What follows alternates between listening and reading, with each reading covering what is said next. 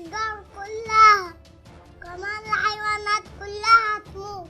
ايه ده؟ هو الديناصور الكبير جه وكمان بيطلع نار من بقه؟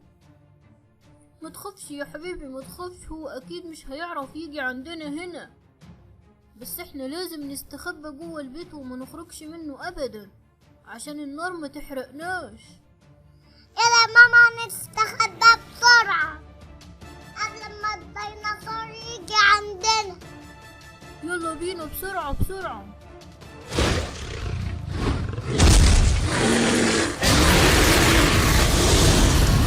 شفت يا غزال يا صغير؟ الديناصور طلع نار من بقه كتير قوي وحرق المعزة والخروف وموتهم كلهم، وهو اكيد دلوقتي بيدور علينا عشان يموتنا.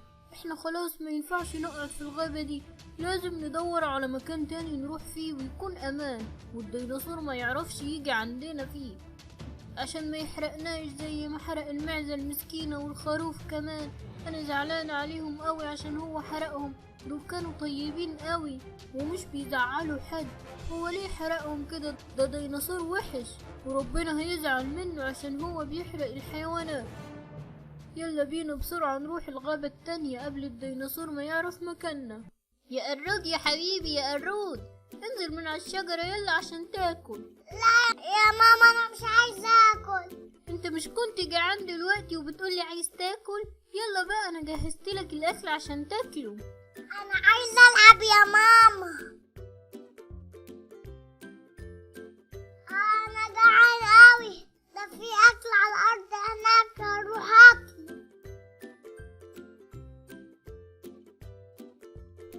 بطني وجعتني، الحقيني يا ماما أنا بطني وجعاني أوي. مالك يا قرود يا حبيبي في ايه؟ بطني وجعاني يا ماما عشان أكلت من الأرض. ايه ده يا قرود؟ انت ازاي تاكل حاجة واقعة على الارض؟ دلوقتي اهو بطنك وجعتك، احنا لازم نجيب الدكتور عشان يديلك حقنة وبطنك تخف. أنا مش عايز حقنة يا ماما. لا يا حبيبي لازم تاخد الحقنة عشان بطنك تخف. الحمد لله الدكتور جه وادالك الحقنة وبطنك خفت، بس اوعى تاني تاكل حاجة من الارض، لازم قبل ما ناكل الحاجة نغسلها كويس وما ناكلهاش على طول. أنا عمري ما هاكل حاجة من الأرض يا ماما. برافو عليك يا قرود يا حبيبي. يلا بقى روح العب تاني، ولما تكون عايز تاكل ما تاكلش حاجة من الارض، انا هجيب لك اكل نضيف عشان تاكله. ايه ده في حيوانات هناك جاية علينا، انتوا مين وعايزين ايه؟ احنا جايين من الغابة التانية عشان فيها ديناصور كبير قوي وبيطلع نار من بقه وبيحرق الحيوانات والاشجار، ده حتى حرق المعزة والخروف صحابنا وموتهم، واحنا جينا هنا قبل ما يحرقنا احنا كمان. ايه ده ديناصور وحش قوي، هو ازاي يحرق الحيوانات كده؟ تعالوا اقعدوا معانا هنا والعبوا معانا وهنعيش كلنا هنا ومش هنخاف من الديناصور. والغزال الصغير ده هيلعب مع قرود ابني حبيبي. يلا يا غزال روح العب مع قرود. تعالى يا غزال العب معايا. يا غزال يا صغير ما تطلعش فوق الشجر عشان ما توقعش. لا يا ماما أنا هطلع زي قرود. بس يا حبيبي قرود بيعرف يطلع على الشجرة ومش بيقع، لكن انت لو طلعت فوق الشجرة هتقع وايدك هتتكسر. انزل يلا يا غزال. أنا بحب الشجر يا ماما، هقعد هنا.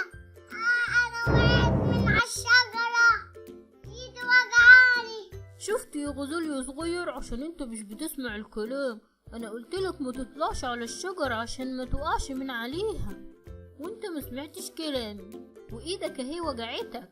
القرد ربنا خلقه كده بيعرف يطلع فوق الشجرة، وانت غزال صغير بتمشي على الارض، ما ينفعش تعمل زي القرد. حاضر يا ماما. يلا يا حبيبي روح العب.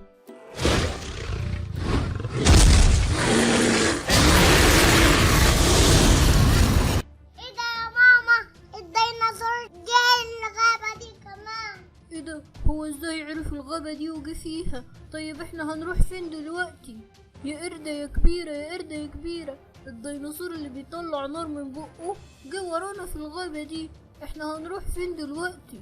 ايه ده؟ الديناصور جه هنا؟ يعني هو دلوقتي ممكن يحرقنا كلنا، احنا لازم نخرج من هنا بسرعة ونروح عند بيت الاسد.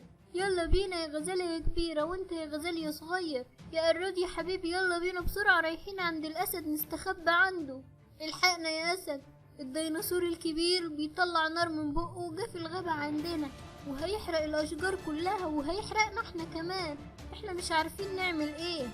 انتوا لازم تستخبوا هنا، وانا كمان هستخبى معاكم عشان ما نتحرقش بنار الديناصور، ده كبير قوي وممكن يحرقنا كلنا. الديناصور بيدور على الحيوانات عشان يحرقهم. احنا هنفضل هنا مستخبيين عند الأسد ومش هنخرج بره خالص لحد ما نفكر في خطة نخلص بيها من الديناصور. غزال يا صغير، يلا نلعب سوا، نجري ونشوف مين هيسبق. انت سريع اوي يا غزال، وانا مش بعرف اجري الليلة بسرعة كده.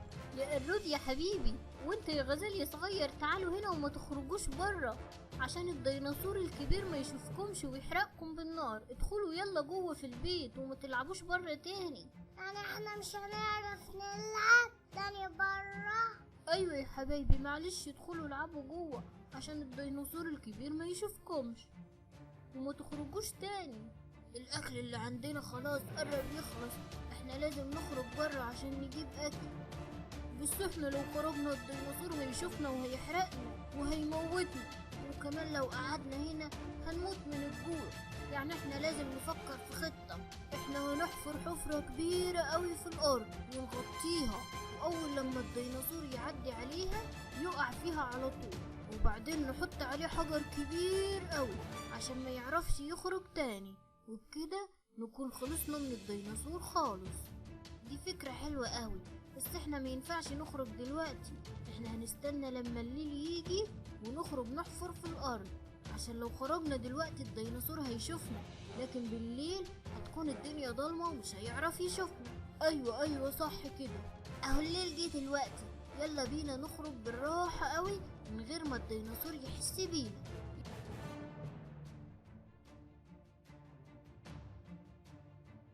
يلا احفروا بسرعة يا حيوانات، احفروا حفرة كبيرة قوي عشان تكفي الديناصور كله يقع فيها.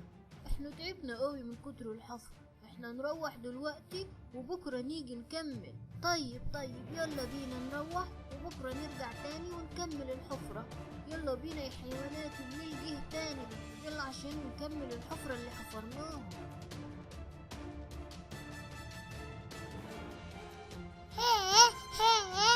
بس يا قرود يا حبيبي، ما تعليش صوتك عشان الديناصور الكبير ما يسمعش صوتك ويجي هنا ويحرقنا. الحفرة دي كبيرة قوي، هي كده هتكفي الديناصور، كفاية بقى. يلا بينا نغطيها عشان الديناصور ما يشوفهاش، ولما يعدي فوقيها يقع على طول. يلا نستخبى قبل ما يشوفنا. يلا اهو الديناصور جه هناك اهو، اكيد هيعدي فوق الحفرة ويقع دلوقتي. الحمد لله الديناصور وقع في الحفرة. يلا بينا بسرعة نرمي عليه الحجر الكبير عشان ما يعرفش يخرج منه، ده حجر كبير قوي، لازم كلنا نشيله مع بعض عشان نقدر عليه. يلا بينا بسرعة نحطه فوق الديناصور. يا احنا خلصنا من الديناصور اللي كان عايز يحرقنا كلنا، الحمد لله. دلوقتي بقى نقدر نلعب في الغابة براحتنا وندور على اكل عشان ناكله، عشان احنا جعانين قوي. وانا كمان جعانة قوي ومش عارفين هناكل ايه. الله، ده في شجرة تفاح هناك اهي، يلا بينا بسرعة عشان ناكل منها. يلا بينا يا قرود يا حبيبي، وانت كمان يا غزال يا صغير، يلا بينا عشان ناكل من شجرة التفاح اللي هناك دي. تفاح جميل اوي يا ماما. كل يا حبيبي بالهنا والشفا، بعد ما تخلصوا اكل روحوا العبوا براحتكم وما تخافوش من الديناصور، احنا خلاص موتناه وهو مش هيعرف يخرج من الحفرة تاني ابدا.